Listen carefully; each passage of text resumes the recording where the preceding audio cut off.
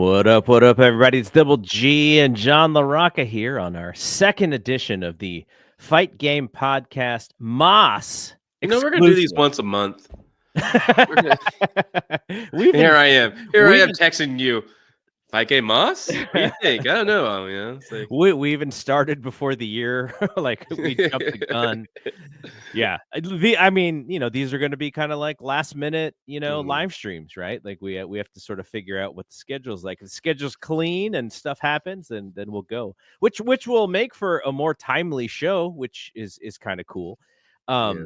You know what I was thinking about today as I was watching my 49ers lose their 11th game. I stayed away of the season. I stayed away. That's what I did. So the Niners lose, and then my Warriors are the definition of average. They win one, they lose one. They win one, they lose one.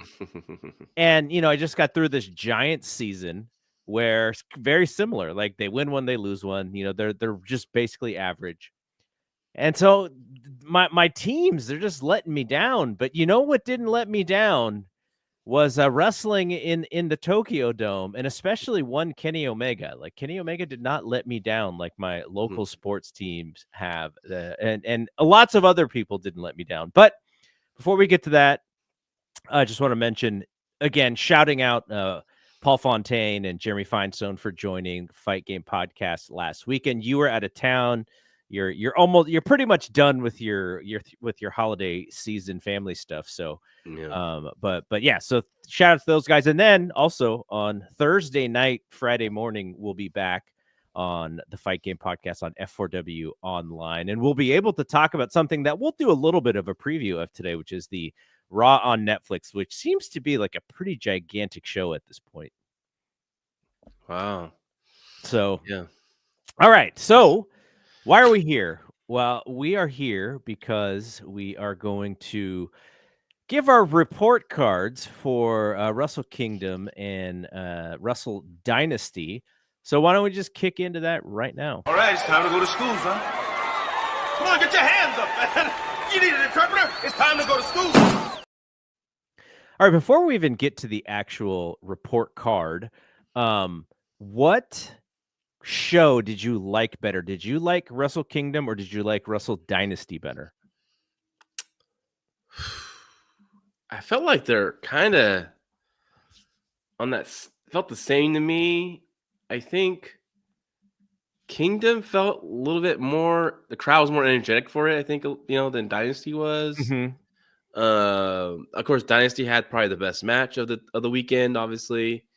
But I think from top to bottom, I want to say that I think Wrestle Kingdom was the overall better show. So I'm going to say that was the better show. So I was at Big Dave's for Wrestle Dynasty. I guess he did like a whole all-day wrestling thing. Like he watched Wrestle Kingdom in the morning and then took a break, came back with Collision, and then Wrestle Dynasty after. And at some point during Wrestle Dynasty, he was like, "Did you see what happened on Collision?" And I was like, how would it possibly watch Collision? I'm exhausted from wrestling right now. But there's a huge show tomorrow, obviously on Monday. Yeah, totally. But we'll get to watch exhausted. It. I'll get to watch it live because I can never watch Raw live because I usually get the West Coast feed, but now Netflix is just going to be live everywhere. So that'll be fun. But so basically he was what he was asking me was, I guess at the end of Collision, like they talked about some of the matches, but they didn't really tell you where you could go find the show to watch, right? Because it was right after Collision was over. You could switch over to Wrestle Dynasty. And I was like, no, like I was so, I was just so like, I barely finished SmackDown before we started. So that just goes to show. But yeah, this was like a lot of stuff going on. But at the same time, there is something special about these Wrestle Kingdom shows that I still felt deep in my heart, because we watch a lot of stuff on a weekly basis. So you see kind of the ups and the downs, or, WWE shows essentially, unless they're like, and there's these international places, like they kind of look the same, and it's dependent on the content and the angles and such. And AEW, has been a little disappointing because of these small buildings and the inability to sell these buildings out. But then you get Wrestle Kingdom, and for whatever reason, the magic of that Tokyo Dome place and just the presentation, and this is something that I had mentioned to Big Dave. I said, WWE and AEW, like I'm sure the amount of money they spend on their production is like way more than New Japan spends on theirs. And there's like glitz and there's special effects and there's some cool things that both companies do. But when it comes to sports presentation and when it comes to making something feel special, like I still think New Japan does it the best. And they only have to do it. They don't have to do it all the time. Like it feels like every show WWE tries to make it feel like that, and so you don't have that all the time. But man, these shows, I'd say the first show specifically, it felt like, oh yeah, now I remember why I used to stay up all night to watch this thing. Yeah, I thought they did a good job in production wise for both shows. I like the look of the daytime show more than the Wrestle Kingdom. I thought Dynasty looked cooler with the shine of the sun kind of glowing through the top of the dome there. For me, I like that better. But overall, production wise, yeah, not WWE level. I mean, who is at this point? But it was visually, I thought it was a good show. All right, let's stay with Wrestle Kingdom and let's give our report cards for Wrestle Kingdom and also kind of the things that stuck with you, the things that you liked, and maybe some of the things that you didn't like. But what would be your report card for that show? I'm gonna say about B-, which it's not a low score or grade in my opinion. I like the flow of the show. There was some drag, a little bit of a drag. It's a long show, I personally liked the main event. I know a lot of people didn't, but overall, I thought it was a pretty solid show. Over Dynasty had some lot of lull, I think, in my opinion, but they did have a killer semifinal though. Yeah, I will go B. I think let's talk about this main event because I think a lot of the feeling about the show is based on whether or not you like that story. And Shota Umino, for a lot of like the folks who kind of pop in, for once or twice a year with New Japan, and most people know the story of Shota. But I saw a lot of folks, if they were kind of maybe not a regular with the product, they did not like the main event, or maybe they just didn't understand the story as much. But if you were a regular New Japan viewer and you've sort of watched this entire story play out until now, it seems like they liked the main event a lot more. Yeah, I mean, I don't follow it as great detail as I used to, years ago, but I do check it on the main storyline and stuff. I just like the pacing of the main event. Now I like long matches. I mean, I can watch an hour match and not be bored, but I think this one maybe could have shaved about 10 minutes off. Mm-hmm. I don't think the length of time really had to deal with much of the story itself, I guess, in my opinion. They would have shortened up until the same story. I think it would have been fine. Yeah, I just like what they did. I think Shota showed me a lot. I think he has the goods to be one of the top guys. I think they have a nice nucleus of young talent. I think they're like New Japan in 2010 and 11. Like these budding, upcoming stars, these young guys, and they're gonna take the spotlight. Like Okada, Naito, Tanahashi, etc. Those guys kind of took over and made it their generation. I think that's going to happen with Shota, Tsuji, Oiwa, and the gentleman that's hurt, Umura, who's hurt. Mm-hmm. I think they're, it's a building block show, in my opinion, dome show. I think, the attendance wasn't what they wanted, of course. Definitely not the second night. I know they're really upset and disappointed with that one. But, I think it's just like, I think next year, 2025, I predict that it's going to be attendance will be higher, and that core group, the new Three Musketeers, I guess we want to say, will be even more popular to the Japanese audience. I think they'll draw more. So, do you think this story of is Shota Umino at the level of contender for the IWGP and headlining Wrestle Kingdom, like the story that they told? him sort of having to prove himself. They also had a new champion, right? Zach is a mainstay, but he has never been at that level yet. So it's not like this was against Okada or Will Ospreay. This was against Zack Sabre Jr. So Zach just got the belt himself. Yeah. So did you like the way that they told that story about is Shota ready, and what's next year going to be like for him and all that? Well, they like that story. I mean, we've seen that many times in the past where the guy gets this close to winning the championship, fails, promises to do better, eventually does that in a year or two.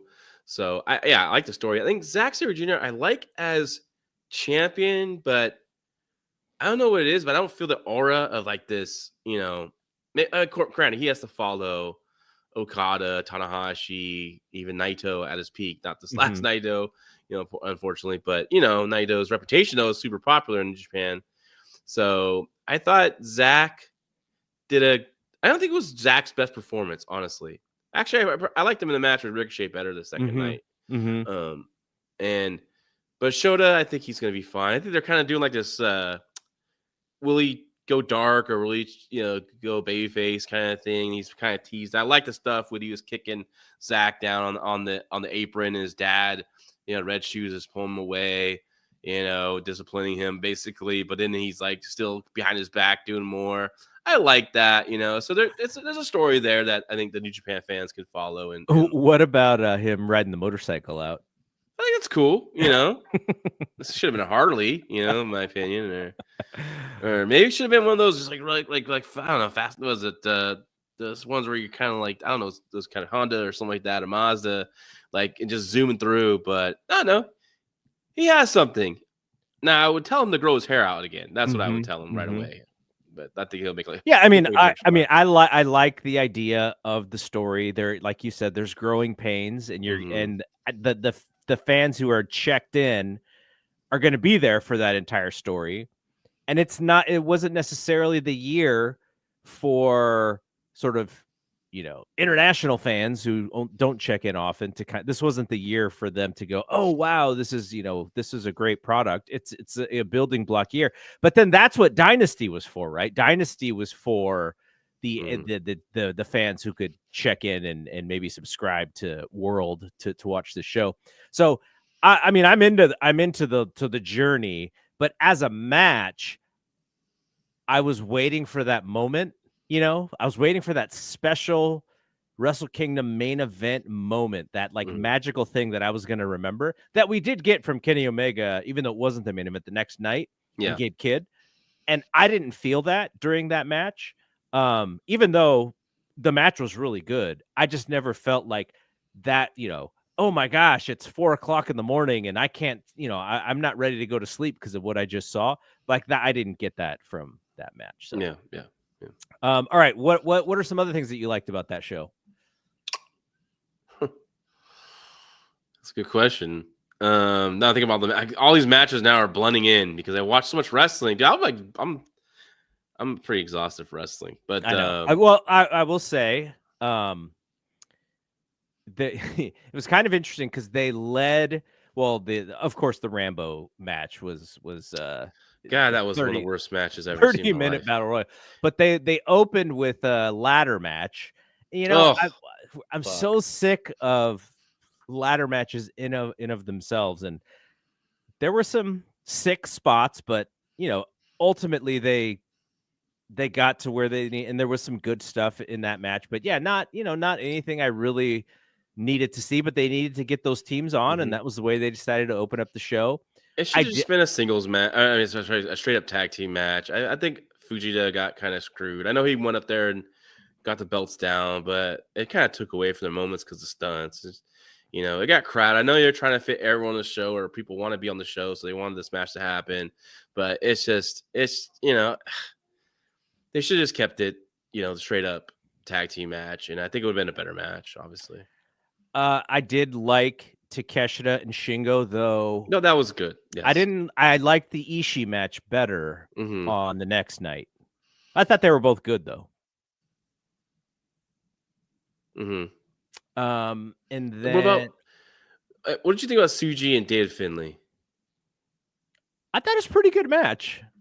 I like most of it. It just got excessive, I guess, with the finishers. Like, oh my gosh, like that match I thought could have been like 5 minutes shorter. I just thought, oh my god, how many moves, these big moves they got to kick out of and kick out of and kick out of. And I know they're trying to make this big win for Suji, and it was, but at one point I was like, okay, this is enough. Now they took it too far. Now I'm just waiting for the end. Okay, they're also telling a story for 2025, which is the retirement of Hiroshi Tanahashi. Mm-hmm.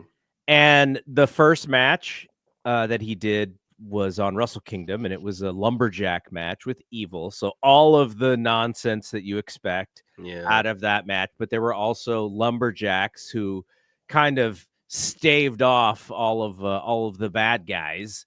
You got to see Yano, Oleg Boltin was in there. Master Wato did a dive, so there was that stuff, but then it led to the match on the next night, which was Tanahashi against Shibata, because Shibata came out to basically congratulate him, and then they did a 5-minute exhibition, which was supposed to be a grappling match, but just turned into a chopping exhibition match on the next night. Yeah, that was a bummer, honestly. I mean, when they said 5 minutes, I wasn't too excited about the stip, but the chops, it was the whole thing of chops, and I was like, okay, but after a while, the crowd was kind of like, okay, let's stop, let's do some stuff here. I mean, I guess it's setting up for something else, right? Like, sounds like AEW, they're gonna have a match. Yeah, it is. But Tanahashi is, that's your guy. Mm-hmm. It's going to be a good year for him, though he's going to have to wrestle probably more than he should be wrestling because of the whole story. But I don't know, man. I go back to, it was Double or Nothing weekend, and Paul Fontaine was like, "Hey, do you want to go to Collision?" And I was like, "I guess." And literally, I think that day, Tony Khan tweeted that Tanahashi was going to be on the show, and so I was like, "Oh, to see Tanahashi, that'll be fun." And it was so fun just to see him live and watch him interact. So I imagine in Japan, the fans who have been watching him for the last 15 years or whatever, they're just it's every night is gonna be like just so fun watching this guy end his career. Yeah, and you can, I mean, on the smaller shows, you can hide them in 6-man tags, 8-man tags, and just save up for the big, singles matches for the big shows. So yeah, no, it's cool. It's always cool to see Tanahashi. All right, some of the things I didn't like about this show, I was really bored with Naito and Hiromu. Yeah, I mean, I heard Steve and Jeremy talk about this match on their show, and I guess Steve was there live. Speaking of Strong Style podcast, they did a post-show recap, and Steve was there live, and of course he said that live in the audience, so fans were really into that match, and he wondered if it came across on television. It didn't, in my opinion. I felt like I didn't really feel like the crowd was super into it. But I guess if I don't really know the story too well, but I know it's like the big brother, little brother thing, and it was okay, I guess. Naito, I feel it's just hard to watch Naito. It's getting sad, Well, and then Tanahashi too. I thought their addition to the tag team match the next night was going to kind of play in, but they were just there, like they weren't even the big part of the tag match. Yeah, they just were. It's like they cashed in their opportunity to the tag titles and they didn't win it. So I guess they're setting up something for a future win on a New Japan show, I'm guessing. Another thing I didn't like is that ridiculous spot that Doki did and almost killed himself and like broke his elbow or whatever he did. Shoulder, I think it was, or something. Yeah. Yeah, that match just abruptly ended and looked like they were getting ready to do a bunch of crazy stuff, and they did, high risk and got hurt. That's unfortunate. And you could tell Desperado was upset about them, not upset at Doki. He wants to be okay, but he's just upset that, they had a bunch of stuff planned, obviously. Though you just work it that you won the title, so. Yeah, totally. And I would have loved to see, because you talked about some of these matches, being a little long.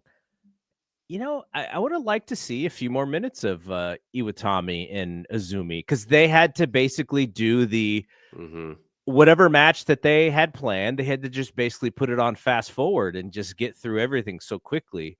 I would have liked to see another 3 or 4 minutes in that match. Yeah, me too. I would like to have a slower paced match and tell more of a story, but they had to basically zip through, hit all their big stuff, and be done with it. But it was exciting for what it was. All right, now let's get to Wrestle Dynasty. How would you grade Wrestle Dynasty? I really love that Kenny Omega Gabe Kidd match, and it's hard to give a low grade with a show that has a match like that, So I'm gonna go with the same grade as Wrestle Kingdom, about B- in my opinion. I was going to give it the same grade as Wrestle Kingdom, which was a B. So we're kind of on the same page with that. When I asked Big Dave, now this is before, because when I was at the house, I was like, after this Omega match, I'm just going to leave. It was already midnight, and I wanted to get home. So I was like, you know what? I'll watch Ricochet and Zack Sabre Jr. later. I'll watch it at the house, and I watched it earlier today. I think we both kind of watched it around the same time.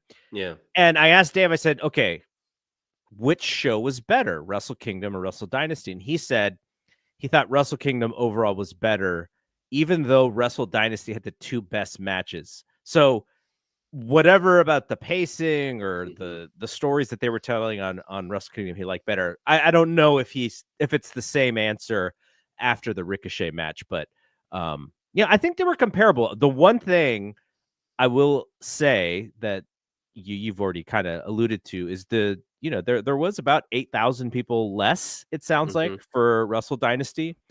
And I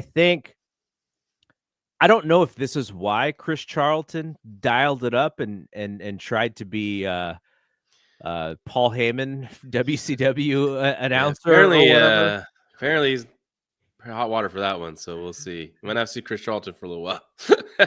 I mean, it was interesting. I don't know if it was like a direction or if he kind of just went on his own, but he was very negative towards AEW. Sounds like Tony Khan's pretty upset about it. Well, so. I dug it because I was like, well, if you do an AEW versus New Japan, like you bring in Charlton to be the New Japan announcer, and he's like the New Japan guy, and then you have, that's how I took it.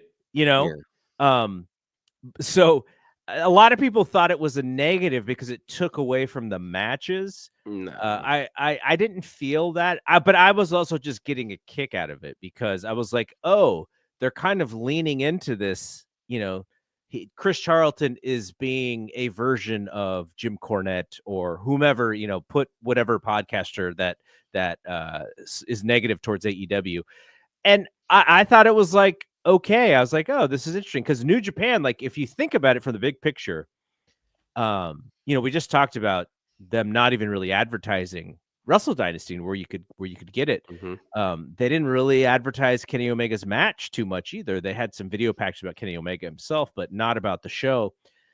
And if you look at it, you go, if you're New Japan, you're like, yeah, and they stole all of our guys. Now steal. They paid all of our guys, all of our big guys, and they're all in AEW now. They're not here on the biggest weekend of the New Japan calendar.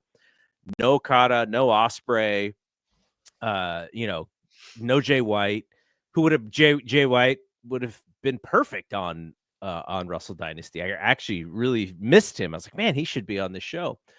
And so Wrestle Japan though, right? Can he not?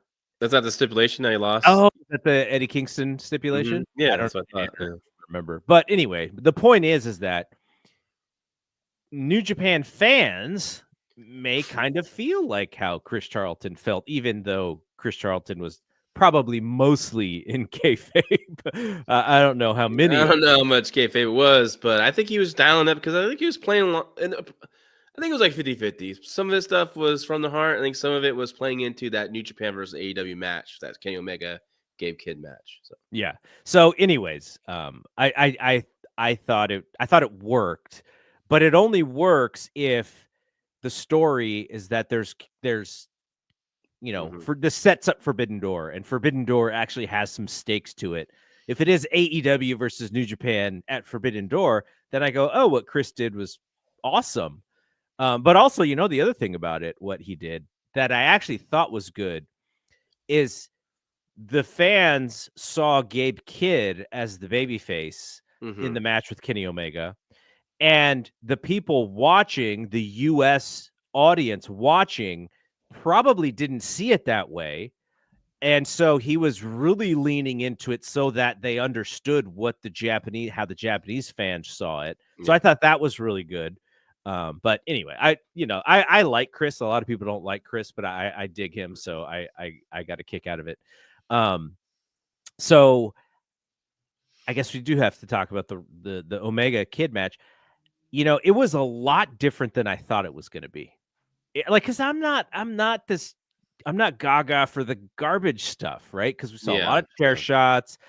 These dudes were outside of the ring for eons without, and they kind of covered that up, though. They said that this is like there's no time limit, so it has to be a finish. Right. So, but it was to do all of that garbage stuff, and of course. And so like that is not my favorite style of match. But the way that Omega sold and add that with Kid's aggression, and Kid had, everyone should be gaga for Omega. Everyone should have loved that Omega performance, but Kid, he held his own from a charisma standpoint. And I thought he did a great job communicating what his role was, which is I am New Japan until I die. That, not saying that he's never going to sign anywhere else, but that was kind of his role. And Omega's the guy who left New Japan and is coming back and trying to get all the glory while not doing the work, which was what Gabe has been there doing. I thought that was awesome. I thought he did an amazing job. If he's not on people's radars, he should be now. Yeah. And like, he just everything that he did, I thought was really good. And look, Omega being gone, that helped, right? Because we missed that guy, and him coming back and being in as good a shape as he was and doing a lot of the things that he did. We're like, because you're watching the match and you're sitting there going like, is he going to do the Terminator dive? Is he going to do it? And Dave's telling me, nope, he's not going to do it. It's too dangerous. He's saving it. And I'm like, but he's got to do it to prove that he's the same guy. And then he did it twice, kind of. He missed, I think. One time just couldn't crash it straight down on his ass, which that had to suck. But no, Kenny looked good. I'm glad to see him back. I just kept thinking, okay, this AW, get your shit in order, Tony. Like, push him as your top babyface right now. That I think that is going to be that spark that AEW needs. I don't think it's going to, get hot as once before, but I think it just would give them something for the fans to grab onto. Maybe bring some fans that kind of bailed out because they're kind of tired of what AEW has become. And I think I would just go with it. Sooner than later, put that belt, the main title on Kenny, and I think you could do a lot of great matches in the next year with him with this year as champion. So Maria has a comment and says that Omega was in the Bret Hart role and Gabe Kidd was in the Stone Cold role. Yeah. And the thing about that is, I don't know how often Kenny is going to be back in Japan, but he's going to he's got to lean into that like heel in Japan. And then when he's in AEW, like you said, he's got to be the baby face. So there's a little duality there for him that I think is going to be cool. But what about the Gabe Kidd side? Because he is in a heel group and he is like second in command. Like he's not like the top heel. And I wonder, how are they going to tell that story if the goal is for him to go babyface? He could definitely be the leader of the War Dogs, depending on what's going on with David Finlay, right? And I don't know if he's signed or not, but if he's not signed, then they always got to do like a transition with the Bullet Club member, as the leader, so he could take over that. What's in London? All Out or no? Forbidden Door. Forbidden Doors in London. So I think you can do. This is me, Omega's champion, defending against Gabe Kidd in London. Omega wins there, and I don't know what could happen by the Dome show if Omega loses the belt by the Dome show, but you can come back with another match at the Dome with Omega and Kid. Maybe Kid gets his win And there. Kid finally Depending. gets his win. Yeah. I mean, Yep. that was a performance. I want to talk about Gabe Kidd real quick. He's always been a rising star for the last couple years now, right? Mm-hmm. And I think this is one that he just cemented that flag as like, I'm a top guy. It was such a performance that whatever New Japan has planned this year, they might want to reconsider changing things up because that was a great performance of him. I didn't like all the garbage. I don't mind the blood. I just wish they got to the blood different. Like Gabe Kidd bleeded because he got power bombed through a table. So how did he get? I mean, it wasn't. How did his forehead get cut? Yeah, I almost thought that maybe like the table, like when I saw it, I was like, oh, they're trying to tell us that the table broke off and sliced him, or that he got folded and his own knee hit him in the head. But then they never said anything. So I thought that's what they were going to say, but they just never said it. Yeah. And I mean, Omega getting blood by Gabe Kidd smacking that piece of table over his head. That makes sense. I could have done that without the throwing the chairs in the ring and then doing that. They could have cut that out, but I'm not gonna just nitpick this match to death. I really enjoyed the overall story that they told and what they accomplished from both men did. So I'm curious to see, like, I know the New Japan show this Saturday in San Jose that we'll be attending. Mm-hmm. I know the tickets aren't really selling well. It's like 1,000 tickets or something like that. It's 25. Yeah. Well, they can't even really announce anything until Dash. after Dash is over. Yeah. And as of we're recording, Dash is still like 5 hours away. Yeah, and they have some matches announced, but nothing really, I think, super like, will people rush to the Takeshita and Kushida, I think. I didn't even see that match. I saw Gabe Kidd and Ishii. Zach and Hechicero, which is a fun match. Yeah. No Mercedes Moné, I guess, and nothing, So we'll see. Well, here's the thing: the last 2 years, we got pay-per-view like quality cards. We saw Ospreay and Tanahashi and Mercedes Moné and Kairi Sane 2 years ago. Okada and Tanahashi. Yeah, last year we saw Okada and Ospreay and Shingo and Moxley. Yeah. So, like, those are big time matches, and the same level of matches we have not heard yet. But I'm saying yet because, like we said, we got to wait till Dash. But hopefully there's something that will get people super duper excited, because I don't sense it as much this year. I think they're gonna have a decent walk up on the day of the show, actually. So, but I don't think it's gonna sell out. So. But we'll be there and we'll have a good time. The gang is back together watching some wrestling this weekend. Yeah, that'll be fun. All right, so some of the other matches, some of the stuff that I liked. I liked Finlay and Brody King. I actually thought Brody King. I don't know if you could just send him to New Japan, but I don't know. I don't see what people see in Brody King. I think they see a big guy and they're like, oh man, but he's just the big guy with tattoos, like he's missing something. He's missing that edge, like he can bark and people react to that. He needs to be somebody's heater in New Japan. He's fine in AEW, but we already know who he is. Like, he's been there for so long. And I think that kind of guy in Japan, he fits a little bit better to stand out, because he doesn't really stand out that much in AEW. But I thought he had a really good match. I thought Finlay was good too. I thought Finlay had 2 strong back-to-back matches. I know there's a lot of naysayers. There's a lot of Finlay naysayers out there, but I thought he had 2 good matches, and I thought Brody King had a good showing, even though I didn't really get the story or why they even had a match. But I thought just I didn't understand kind of that either.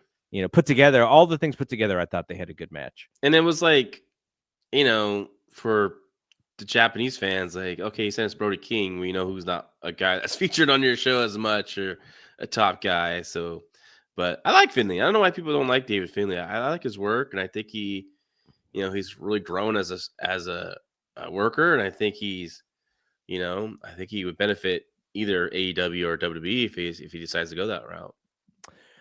And then, like I said, Takeshita and Ishii was my second favorite match. This is if you've seen this version of an Ishii match like 100 times, Yeah. but he's so good at firing up and getting you excited. So it was the Ishii playbook, but I just really enjoyed it. I thought it was really good. Yeah. Now here's the one I'm most interested in your comments on. Okay. So Jeff Cobb and the Great O'Khan. Yeah. They're in a tag team title match with the Bucks and Naito and Takahashi. And I was watching it and I was going like, okay, I wonder how much stuff Jeff is going to end up doing. Now he's wrestled the Young Bucks before in PWG and stuff, but this is his company, right? He's the New Japan guy. And Hiromu is, still a junior heavyweight or a light heavyweight. And so I'm just really interested in like, what is Jeff going to do? I thought Jeff was the best guy in the whole match for one. Yeah, no, he had a good performance considering he wasn't even supposed to be in the match, Yeah. Of course he was in it once when Nara got hurt, for a while, but it's, he wasn't originally supposed to be in the match. And I thought it was, I didn't like it because it's a 3-way and they just did a bunch of stuff. And it was the super indie Young Bucks performance. Yeah. They were specifically doing the stuff that irritates a lot of people, like calling their spots and, doing that kind of stuff. And they got like no reaction. Like the crowd was dead for this match. You know what's interesting is I think it was Chris Samsa was talking about the Bucks and saying how like historically they never Japan was never really into them because they were always in the junior tags and they were always on low spots on the card. So it's not like they were big stars to the New Japan audience. So it's really interesting to see them back. I personally liked their act. And when they won the match, I was like, this is already more interesting than the AEW tag division with them out of it. So hopefully they do something with these titles, but they're not a great fit in AEW right now, like with their characters and them already getting run off by Mox. Like, I'm not sure exactly what they're going to do in AEW, but it was an interesting way to get where I was really surprised when they won. I actually thought Naito and Hiromu were going to win that match. I thought it was going to be Naito Hiromu for a while, but they put the Bucks over. We'll see what the plan is, where they're going to do the title change. I'm guessing Naito and Hiromu win the belts from them in one of the big Japanese shows, New Japan shows coming up. But I don't know when. But they're like, maybe we'll not come back with the belts. Like, I don't know. It was silly, but I was shocked that Jeff didn't get pinned. Honestly, I thought he was gonna be the one to take the fall, and Great O'Khan did, which was kind of surprising to me. But all right, now let's get to the thing that I really, really didn't like, and this was the Yota Tsuji Jack Perry match. Yeah, I really feel bad in a sense that Jack Perry's done all these things. He's gotten beat up, not beat up. He got put in a chokehold by CM Punk, and they put it on TV. His character, he's beaten up little Tony Khan, and he gets scapegoated, and all of these things happened last year, and yet I'm not sure anybody cares, and that's not great for him. Well, it's not just him, himself. It was how they followed up with it and everything. And I just think he just miscast as this character. I'm sorry. Jack Perry is not a heel. It's just not. He works better as the underdog babyface. And this whole scapegoat thing's not working. No one cared. This match was, God, you could hear the pin drop in that building for this match. And, Tsuji did his best. Perry's just kind of there's a heel, like I said. So yeah, it was not a good match. There's very little fire in Jack. There's very little aggression in Jack. I think he believes, I fully believe that he's thinking he's showing this stuff, but all he's doing is like doing mean face. Yeah. Right? Mean face, and he's got to get his hair out of his face constantly. He's not doing anything dastardly. He's not cheating. Nope. He's not underhanded. He's not tricking refs. He's just having a match with a mean face. He needs to be sneaky as a smaller heel. He needs to bump and feed more, take bigger bumps, big backdrops, coming out, clotheslines, taking clotheslines out of the corner for the babyface. I don't know. He just needs to be sneaky, poke an eye, choke a guy in the ropes. I don't know, like do something different. It's just he just wants to wrestle and do moves, and it's not working. Yeah, unfortunate because I felt very little for him coming into this match, and I felt worse coming out of it. I literally don't know what you can do with him. I mean, there's a match with Omega that they could do on AEW television that they need to kind of just do. But other than that, what else is left? I mean, reunite him with the Young Bucks, but they already kind of shot an angle at the last New Japan Strong show with them kind of breaking up or maybe broken up. Who knows? They never really followed up on television, so we don't know. All right, and then the main event, Zack Sabre and Ricochet. I thought the match was pretty good. Ricochet is a lot more interesting in the current version than he was as the babyface guy. But like you've pointed out, I mean, he's just mostly doing a lot of the same moves. Yeah. He hasn't really changed his style at all. But he does, like, his heel persona in the ring does, like, he communicates that way more than like Jack does inside the ring. But yeah, he got submitted, and there was a moment where he kicked out of Zach's finisher, and I don't think the crowd was really all that surprised. I think somebody had mentioned, maybe it was Paul Fontaine, that if you had that same match in an AEW arena, like the crowd would have really popped for that spot. But they're working with what they have, and the Ricochet story has probably changed a couple of different times from when they made this match. But this was more of a Zach showcase, I think, than anything else, which was fine. This was a match to kind of appeal to the hardcore fans, but for a New Japan audience, Ricochet was a junior heavyweight tag team guy, right? Yeah. So, I don't know if he won I'm sure he won the IWGP junior title, but still, he's a junior heavyweight going for the heavyweight title. And they were, I think it was Charlton was trying to tell that story. Yeah.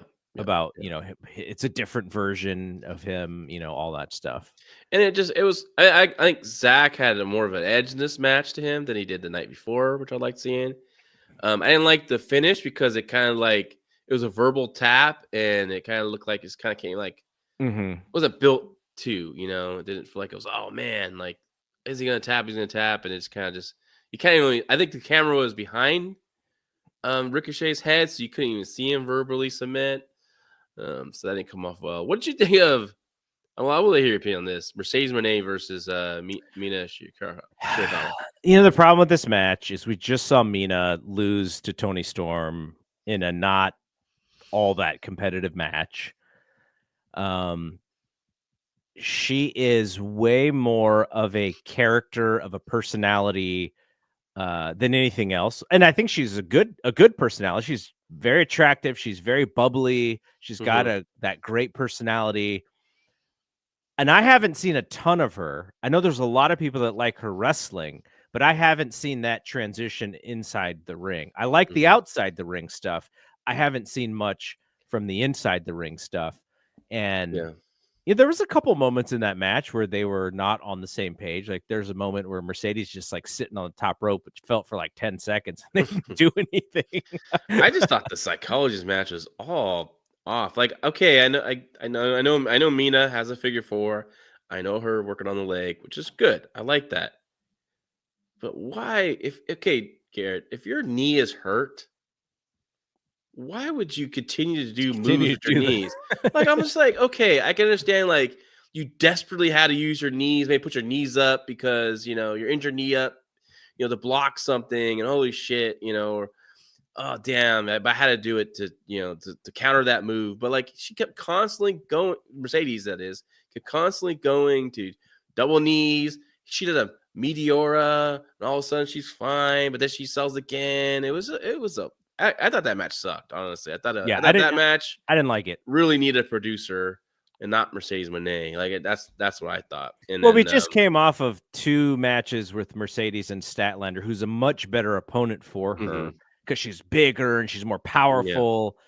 And like I said, I haven't really seen Mina do a ton in the ring where I was like, oh, like she's actually like, because sometimes you watch, especially a lot of the Stardom workers and everything is like snappy and athletic and fast, and like she can do moves, but she doesn't have that same athleticism that I see from the other women. Someone that said Transferring Heat mentioned in the chat, like, about Heartbreak Kid calling her for NXT. She would actually fit perfectly in NXT as a personality for sure. Yeah. But the one thing that I don't think a lot of people know about her, she's like a lot older than people realize. She's like 37 years old or something like that. No, yeah, she looks good. I can see her definitely in WWE. I'm sure they would love to have her. I thought, like I said, I think instead of Mercedes fighting from behind as the heel, I think Mina should have been fighting from behind as the babyface, and that would have worked better. And then that match is not the worst match on the show. I think it has to go with the Lucha Libre Gauntlet match. I knew you were going to say that. What the hell was this? I like Walker is a funny kid. I like him. Like he was like I think he made a post like about Hichachero like making the motion for the title at Desperado, and why is he doing that when he's a heavyweight and the belt won't fit around his waist? Like, because it's lucha. You don't understand psychology that much. You're just doing like, yay, like I'm just that match was a complete disaster. Like and I feel bad. You know what?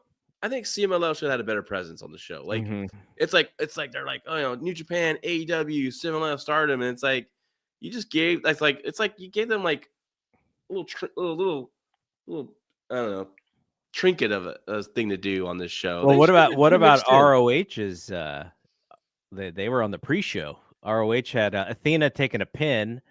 Momo pinned Athena. Why would Tony Khan let that happen?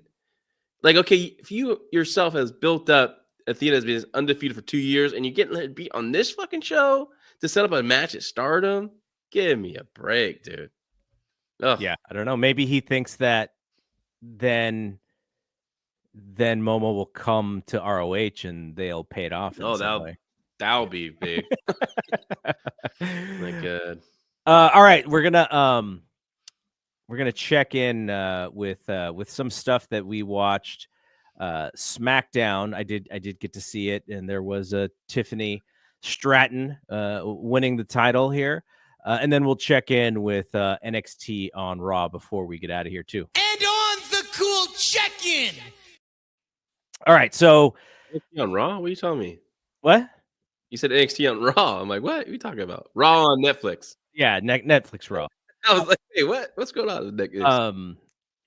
SmackDown moved to 3 hours. Yes. That show moved like molasses. Yes. Well, in my defense, I actually fast forward. I was at visiting my parents. We had like our second Christmas, right? And so I started watching SmackDown. Here comes my mom with her coffee, sitting down next to me on the couch. Everyone's in bed. Her mom's still up. I'm like, Mom, is it okay I watch wrestling? She's like, yeah, man. And I was looking at her face as the show was going on. And there's too much talking for her. She's like, why do you guys keep talking? And I'm like, so Mom, what are you thinking right now? She goes, I know wrestling's not real. So why are all these people here watching it? I said, man. I said, Mom, it's like a play or a production or a movie, that's what it is. It's okay, I understand that, but it just amazes me, how many people are there watching this right now.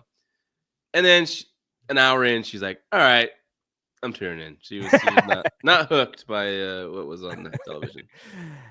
We're going to see pretty much full ring entrances, I think.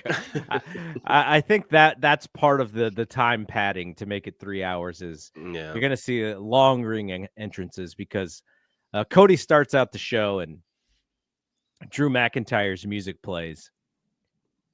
This dude walked and walked and walked and walked to the ring. It took forever. There's another moment in the main event. I checked the time because the main event, I think when they announced the main event, or I forget which team entered first, it was like there was still like almost 40 minutes left on the show.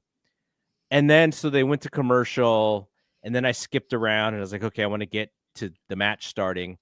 And it didn't start for like over 10 minutes. I was like, wow. But it went to 2 breaks, I think. Yeah. Yeah. And they got to where they were going, but like just the idea of like we're starting this match, and then it doesn't really even start until like 10 minutes later because they got other stuff, and they produce Raw in the same way. This happens on Raw, but I was like, okay, this is how they're going to get to 3 hours. They're adding some extra stuff. They're adding extra video packages, probably an extra match or two, but also they're just extending match times. They're extending entrances, and that's how they're going to get to the 3 hours. So it is what it is. We've seen this with Raw for 10 years now, or whatever it was when they went 3 hours. The Tiffany Stratton cash in. I hate the stupid Money in the Bank gimmick. I'm over it. And it's not, it's like, I thought they did a good job with it. They were very creative with it. But at the same time, it's not how I want to see a title changed. Yes. Right. Yes. With a belt, with the person sneaking up behind the champion, hitting her with the briefcase, and then she took Bianca's finisher, and then she throws Bianca out of the ring. She hits her moonsault and wins. It's a great moment. Big E winning his championship was a great moment, but it doesn't feel like it means the same when it happens. It almost feels like it's so cheap. And I don't know if Tiffy is going to turn babyface. The crowd seems to be with her. Seems like that. Yeah. I don't know if a babyface should win in that fashion, though.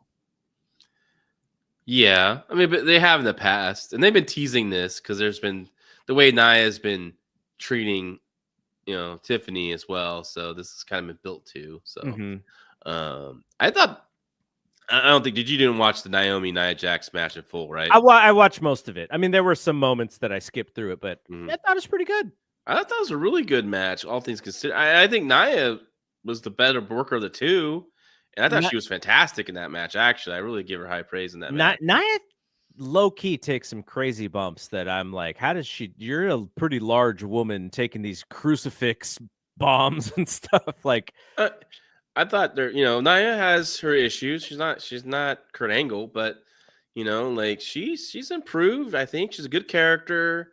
But when it comes to this match, I thought she was fantastic. Naomi, once she starts doing her moves, she's fine. But the early stuff, the early few minutes, and the obvious leg slaps on every kick, and I'm just like, dude, come on, man. I think she took a corner in the beginning of the match, and she thought the corner was in a different place than it was based on where she went. Yeah, but I thought it was a really good match, and actually a good moment with Tiffany. The crowd went nuts for it. So I've heard from multiple people. I know that you like Nia.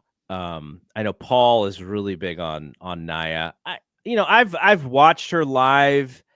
And really specifically looked for certain things. And I think she's a lot better than she was. And I think I do like the version of the character that she plays now, which is she's basically playing like Big Meanie. Like she's bigger than everybody else, and she uses it to her advantage. Yeah. And she's stronger than everybody else. She uses it to her advantage. The previous character that was so hard to like was the one that would bitch and moan and whine and scream at refs and scream at the other women and yell. Like that was the one that I was so frustrated because it's just not entertaining. But I think she does her job. I think she does that role very well. And like I said, she takes more stuff than she probably should based on her size. Like she some of the moves she took the Samoan drop and all that stuff. Like she made the match. That was more her match than it was Naomi's match. I was totally fine with it. No, she's done a really good job as champion. And I think herself, when it comes to her in-ring work, Athletically, she's a lot better than be her first run because I think she's dropped weight for she's sure. dropped the weight and it's helped her out immensely. And she's, I gave her all the like this a few weeks ago, maybe it was 2 weeks now, where she got she got cut up on her head on the post and she did not skip a beat working. Didn't freak out, nothing. She just kept going and going, and that I don't know. I like Nia. I'm a supporter of her. So we'll see what goes from there. I'm sure they're gonna have a match at Royal Rumble, right? Well, the other thing is that she's also improved as a talker, as a character. She's more confident in her ability to promo, but they're gonna have to keep doing stuff with her when Becky and Charlotte, Jade, when all those women come back, she's not going to probably be in the same role. So I hope that they have some good ideas for her. I think she's really thriving under this environment now in the WWE than before. I really think she seems more comfortable, and they're not looking for the joke of her size. They're not doing. It's like they're treating her like she should be. She should be the baddest girl in that roster. The toughest, the strongest, whatever. Not as Bianca's gimmick, but you know what I mean. She's but I think she's doing a fantastic job. So good on Nia for that performance on Friday. I was trying to think if anything else happened on that show. I mean, the Paul Heyman interview with Solo, and the Drew Cody, I thought, setting that up in the future, or at least teasing that as a direction for, coming up. That was specifically done for that, right? Mm-hmm. So is Drew on SmackDown now? It seems like that's what's going to happen. He's going to move over there because he has to get away from Punk, right? Yeah. I think you want to keep them in the same brand, even though they'll cross each other a few times in 2025. But that's a big match. I think Cody, Drew really upped his stock in 2024 even more. He's one of my favorites to watch. I mean, I'm always been a Drew guy, but definitely 2024, man. What a year he had. And he's one of the MVPs. I think Dave Meltzer and I were talking. He's like he could be voted Wrestler of the Year. That's a strong candidate, 2024 for what he's done. So yeah. I'm on this train with Andrew Zarian, because Andrew Zarian has consistently said, the things that they had set up for Drew before the pandemic, he thought would have worked really well for Drew, and Drew would have been, a really, really top guy. And they didn't happen because of the pandemic, and wrestling sucked at that point. And so, Drew kind of had to remake that. I would like to see Drew. There's so many guys, though, who I would like to see get a real run. Like, I want to see Priest get like a babyface title run, because I think he's got a connection as a babyface. And then you can always throw in Bad Bunny, whenever you need him to elevate Drew or Damian even more. But on the flip side, I'd love to see McIntyre get like a real run as the top guy, to see, what they could do with him. But, when you got Cody, and when you got Roman, and when you got Seth, and when you got Punk, when you got Gunther, there's just so many guys for just those two spots, and really for the one spot, right? Because even when one guy, Cody's the big belt, and people see it as the big belt. So they have just so many great people who could roll into that spot, and only one spot, really. I thought it was really well done what they did on SmackDown. They teased it, them two, Cody and versus Drew. And then right away, boom, back to reality. What's going on now? Kevin Owens attacks Cody Rhodes from behind. And I thought that was pretty good. All right, let's move on to Monday, which is in not that long from now. Pay-per-view quality show, man. The lineup they started rattling off at SmackDown. I'm like, holy shit, I didn't realize all these matches are going to be on it. Roman and Solo with the shadow, maybe, of The Rock, who said he's going to be on the show. You can't miss the Ula Fala death match, whatever it's called. The tribal combat. Tribal combat. And Solo says that he wants Heyman there. because he wants him to be the person who holds the Ulafala during the match. And if Roman wins, he wants Heyman to put the Ulafala on Roman, and Solo will definitely acknowledge his tribal chief. But if Solo wins, he wants Heyman to do the same for him, but he also wants to own Heyman as his wise man. And we just saw the big eyes and everything from Heyman. You could just own people. I guess. So now what the Rock being there gives you a few different ideas if he's going to be involved in this thing, which I think he's going to be involved in this thing.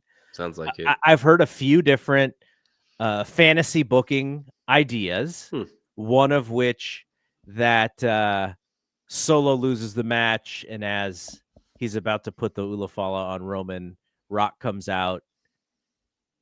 Jacob turns on Solo. Rock snatches the Ulafala for himself, and they go from there. So I've heard that one. I think I saw Kevin Ely in our Discord pretty much wrote that out, but I'd also heard it from a couple other people. And so then Solo goes with his brothers on Roman's side. And then the other idea is that, somehow Roman wins, setting up he and Jacob. But I don't know. I don't know where they go. I mean, they have a few different ways that I think would work very well.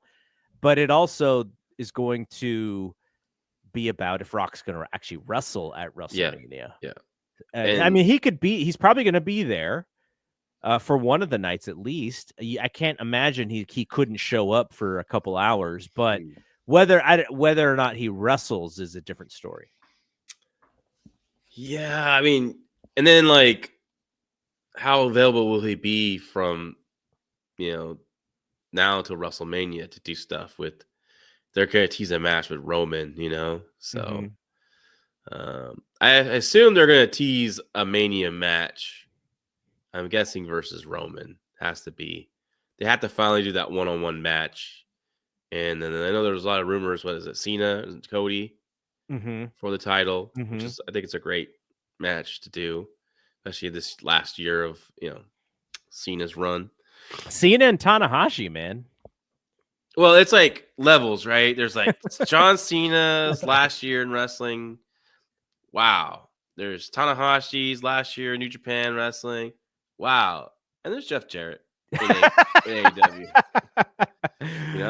You know what? Who's finishing up in MLW? Do we have an update on that? Who's last in MLW? I hope they have some good mid-card stuff for Jeff because, and here's why I say this. I think he's going to be able to make fans care. How much they care, I don't know that for sure. But imagine like he's got this match against Moxley. Like imagine he's, he wants to face Moxley or whatever. And he just pulls out the guitar. And he's going to bust up because he won every single TNA match, when he was the champion in that way, right? And like fans will go like, uh-oh, is Jeff going to win? And of course he's not going to win. But there's moments like that he can dig back into his, his bag of tricks that I think will get the fans to react because, and here's why I don't mind it. On AEW's show, we see a specific style of wrestling that kind of dominates that show. And Jeff is way more old school. Jeff is going to use the ref. Jeff is going to use some tactics. So it just gives that show a little bit more of a balance. And so I don't mind that at all. I'm actually looking forward to Jeff. But you're right in that, these other two retirements are going to take some priority. But I wonder if Tony Khan was like, yeah, we need one. Like we had two last year. We need another one. Or maybe Jeff just went to him and was like, hey, let's just do something. But yeah, you're right. This definitely. Court Bauer announced that Hornswoggles last year is going to be 2025 in LMW. Oh man. But okay, so what do you do with Jeff? Like Cena, you could do that story with John Cena at WrestleMania in April, right? And then John Cena, because he's John Cena, is still interesting in the rest of 2025, right? Because all John would have to do is like literally just win the Royal Rumble. Yeah, I'm just saying, like beyond, he loses to Cody, he loses his chance to win the championship, right? but there's still the rest of 2025 to do. But John Cena is John Cena, so people are still going to be interested in what he does. Right? What if he beats Cody? I don't know. I don't think he should. Honestly, I don't think he should. But this is something I've told Big Dave is, the young wrestling fans Googling, who's won the WWF title more. You would probably at this point want that to be John Cena if you're WWE than Ric Flair when that Google search comes up. That's a good point. Sorry, because Rick seems like he's a little persona non grata in WWE right now, similar to Hogan. Like those guys are not involved at all in any of this stuff, which the WWF would usually go back to the well with those guys on shows like this too.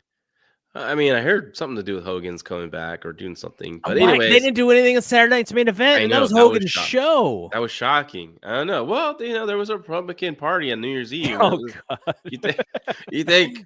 Yeah, he had to be with Hogan. Hogan kind of pops out of the bush. He's like, "Oh, you're fighting this thing too." And him and Triple H are talking, and he's apologized and everything. And I don't know, but I guess his beer maybe is gonna be one of the sponsors or something. The Real American Beer. Have you seen this? Don't tell me he has a beer. That's probably he has a beer, and it's the WrestleMania 7 logo. With him with the flag and the cartoon character. I think that's the logo to the beer. I mean, I've never seen it anywhere, but I know somebody who's had it before. How's Ric Flair's wings doing? Remember he had the wings. And the drink, the Woo Energy mushrooms. I was talking to Big Dave, and he says the Woo Energy thing is gone, and that company might be gone. So they probably didn't, pay Tony for the sponsorships or something. Like there's something went bad with Woo Energy. Oh my goodness gracious. But anyways, so back to my point about John Cena post WrestleMania. If he doesn't win the championship, he's still going to be interesting for the rest of 2025 because he's John Cena. How do you continue to tell an interesting story for the rest of 2025 with Jeff Jarrett unless it's at the end of the year, right? Mm-hmm. And then do you really want to focus on Jeff Jarrett for a major program for a whole year? I would just be like, maybe it's like a collision thing, right? Or maybe it's like you have these two television shows, one segment every 2 weeks. I don't know. I don't think it's that big of a deal. If there could have been a Dynamite sometime in the summer, maybe in the fall in Memphis, Tennessee, right? Or Nashville. And 3 to 4 months before that, Jeff Jarrett cuts a promo, said, there's a date that we have scheduled in September on this Wednesday Dynamite in Nashville or Memphis, whatever. Like, my goal is to be in a position to earn a championship match, to have it at that event, So I'm going to do, so he goes on this winning streak, or gets opportunities to win, and then he has that match and loses and can retire without like announcing this is going to be my last year, my last contract, and AEW, my last wrestling contract. I love Jeff, and the thing about it is the Sting retirement happened on the day that it did because Sting basically said, that's as long as I can go. Like I can't go any further than that. Yeah. And the Bryan retirement ended where it did for a similar reason, because I think Bryan is really beat up. Like, remember, they originally told the story that Bryan was going to retire once he lost. And so I thought, oh, this guy's just going to win and win and win and win. And then finally he's going to lose. And we're just going to be biting for every near fall in every match. And then he only had like 2 matches or whatever. And then he lost. And I think it was because he was just done as well. So maybe Tony can tell that story properly this time, because I don't think Jeff is beat up. So he can just, they can kind of plan it out a little bit better. Yeah. And then I think, but he said specifically he's going for the AEW world title, right? Yes. Jeff did. I think so. Man. It's not Jeff. God bless him. I think at this stage is age now. He's not a pay-per-view. No, I mean, he can lose a TV match to the world champion. They could build it up, know, and it could man. be somewhere, in Memphis or something. It has to be somewhere in, Memphis, Tennessee, or Nashville for sure. It has to be. You have to do it then. But what do you do after that? Like that's my question. So. All right, just a quick preview of Netflix, the first Raw on Netflix. Tribal Combat, Roman Reigns and Solo Sikoa. The one we didn't even talk about this, but these two guys cut the best double promo I've seen in years. CM Punk and Seth Rollins. It's going to be fantastic. Liv Morgan against Rhea Ripley, which I think was Last Man Standing, and then it wasn't, and maybe it is again. I don't know the backstory on that one, but I've seen a couple of different things about whether or not that stipulation is still there. Drew McIntyre against Jey Uso, which is kind of interesting that Jey Uso is the one who took the pin on SmackDown, because Jimmy and Sami Zayn were right there. Well, I think they wanted because of the interference, right? So there's heat going into the match on Monday. That makes sense. And then John Cena is also supposed to be there. Logan Paul is supposed to be there. The Rock is supposed to be there. The New Day versus Rey Mysterio and a mysterious wrestler who we all believe is going to be Penta. Giant show. Really big show. It's 3 hours, so Penta could do Yes. his long walk. And then he'll do... Which makes me wonder, is his guy George Kittle going to be there? Because the Niner season is technically over, so George can be in LA. San Jose. Oh yeah, he could come back. He can do it in San Jose week number 2. But do we want Raw. New Day losing their first match as heels to the debut in Penta? I don't know. I don't like that booking. Unless Penta turns on Rey. Oh man, I don't know. We'll see how Penta does. And they're so far they're doing a better job building him up than AEW. Well, I mean, he's got the character. He's cool. It's just the wrestling piece is where he maybe was a little bit harder to deal with, I guess, than some others. But I worry about the promo because it needs more than Cero Mero. I don't know. I think Andrade's doing fine for his, yeah. Andrade's there. Yeah.